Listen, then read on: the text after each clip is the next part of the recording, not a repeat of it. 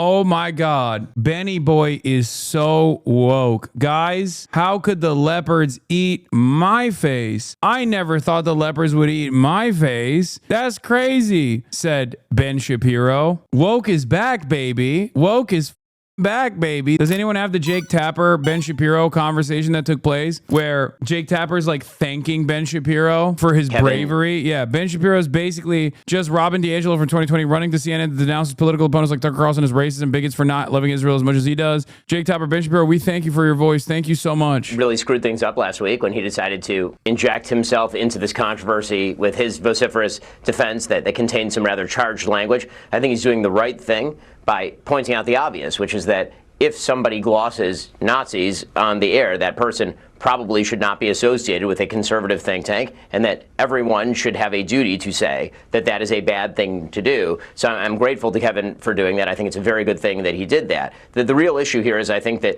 Tucker Carlson's morphing from, I would say, a very edgy right-wing political figure on Fox News, but certainly within the mainstream, into a conspiracist, a person who ideologically launders anti-Semitism, who ideologically launders all sorts of anti-American. Damn, bro. Yo, he is so woke. Dude, what happened? There's no such thing as systemic racism. Black people are actually simply just violent, and therefore we need the police to beat them up. Excuse me. There's no such thing as systemic racism. The idea of institutional racism, that a bunch of white people are sitting behind the scenes and deliberately attempting to harm black people.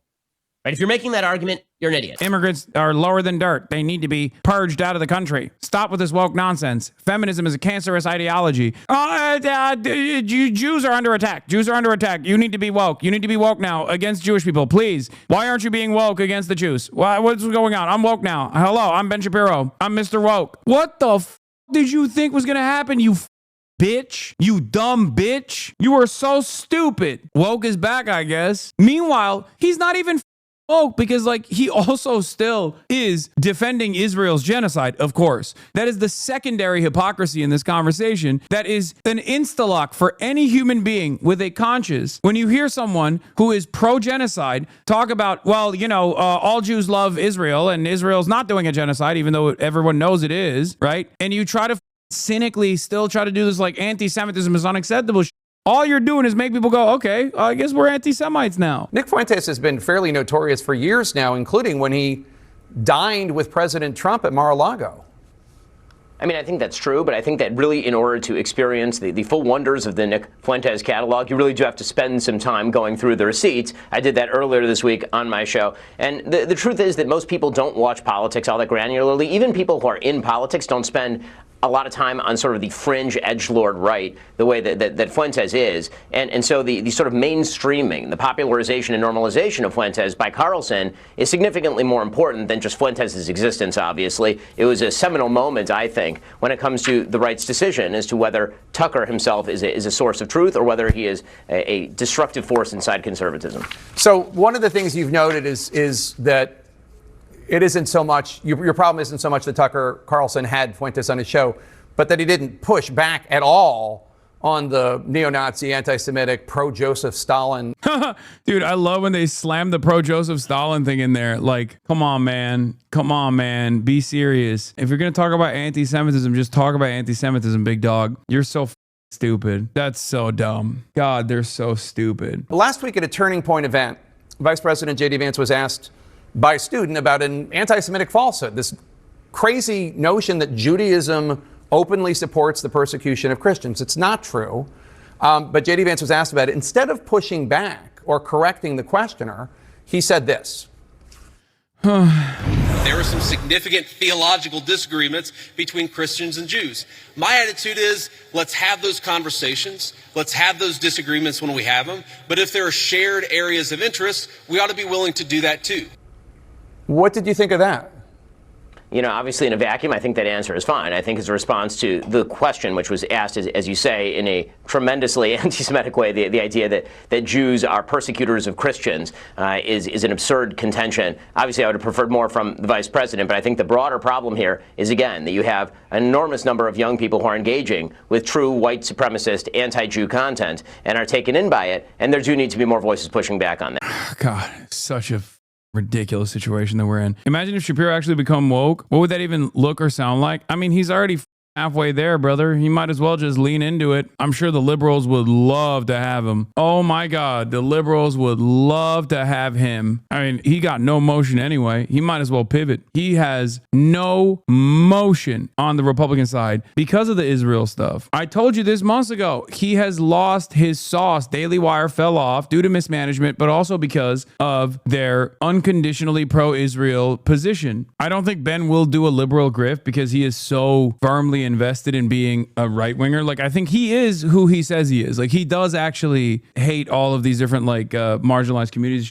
That, yeah, Zaid Jilani had a good take on this. He seems more incompetent than the woke people he's emulating, though. He fired Candace Owens, and she seems to be bigger than ever. He tried to smother Fuentes when he was still a college student, and he now has 5 million plus subscribers on his social platforms. I say this as someone who doesn't particularly care for those three. It would be cool if all of them had less influence in media. Did they ever have sauce? A limp rat could have sauce if it's getting $40 grillion on the Koch brothers? I mean, they did. There was a point where they had sauce. There was a point where they had some sauce, at least. They were not the sauce boss necessarily, but they had some sauce. Normies were watching. Ben was able to convert some people, maybe even people in this chat at a certain point watched Ben Shapiro own SJWs and found themselves in the throws of right-wing reactionary pipelines, Zionist SJWs, Ben Shapiro and Jake Tapper share a cry over Tucker Carlson interviewing Nick Fuentes, as well as J.D. Vance not doing enough to condemn anti-Semitism on the right. The idea that Jews are persecutors of Christians is absurd contention, Shapiro insists. I think the broader problem here is, again, that you have an enormous number of young people who are engaging with true white supremacist anti-Jewish content and are taken in by it. Oh, white supremacy is bad. Oh, what? Ben doesn't like white supremacy, guys. That's crazy. He's woke now. He's woke. 1.5 thousand years of Christian anti-Semitism cannot be whitewashed in 60 years. Yeah, it was just so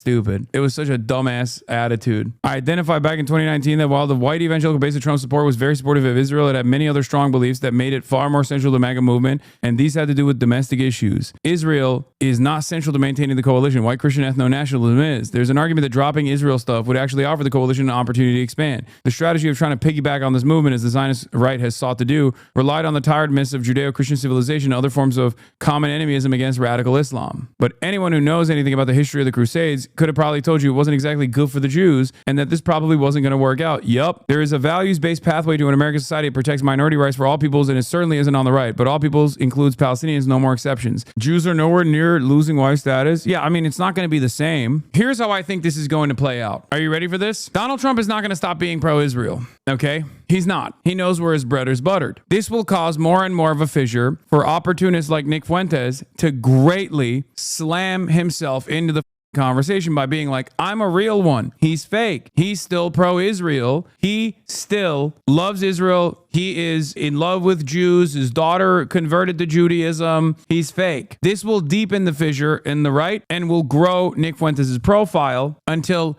ultimately the Republicans will have to make a decision on whether or not they will continue being attached to Israel by the hip or trying to find a different way to consolidate the base. And I think the way that they'll try and consolidate the base is by making the argument that, Jews are fighting the Muslims. Like, yeah, sure, we don't trust them. They're money people and we don't like them. They control the banks and stuff. They control the media and, they're bad. But like also Seinfeld was fun. But Muslims don't do anything good. They don't produce anything good, right? And they'll just keep hammering that point over and over again. And if they can actually get Nick Fuentes on board with the movement without offending the sensibilities of a lot of conservative Jewish donors, they can possibly find a new way to continue being pro-Israel while also being anti-Semitic, okay? Because Nick Fuentes is, to a certain degree, a grifter, right? He has gone back and forth on whether he likes Trump or doesn't like Trump at times to boost his profile. He has closely associated himself with Trump and the movement to boost his profile, and then at times has shit on Donald Trump to once again boost his, profile as like a real one, a real Republican, a real America First Christian nationalist, white supremacist conservative. So if the Republicans are smart, they'll just buy him out and be like, all right, cut it with this like Jew shit.